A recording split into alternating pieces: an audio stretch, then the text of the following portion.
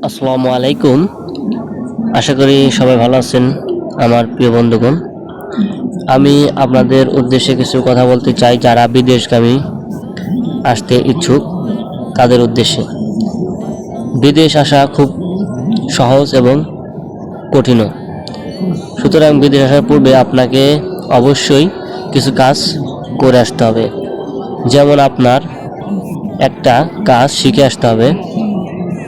যেমন ধরেন আপনি ইলেকট্রিক্যালের কাজ একটু ভালো পারেন, সেই কাজের উপর আপনি একটি কোর্স করে আসতে পারেন।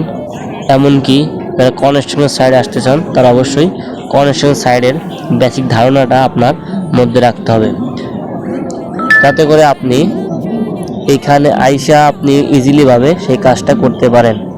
আর আপনার কাজ জানা থাকলে সেটা আপনার প্লাস পয়েন্ট হয়ে থাকবে, পরবর্তীতে আপনার কাজ করতে অসুবিধা হবে না। সেজন্য আপনাকে অবশ্যই বা যারা আসতে চাচ্ছেন তারা অবশ্যই যে কোনো একটা কাজ শিখে আসবেন।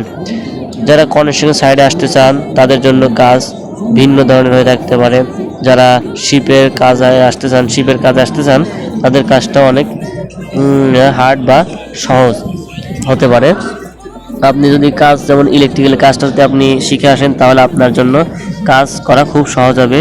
এমনকি হঠাৎ কাজ, সে কাজটা যদি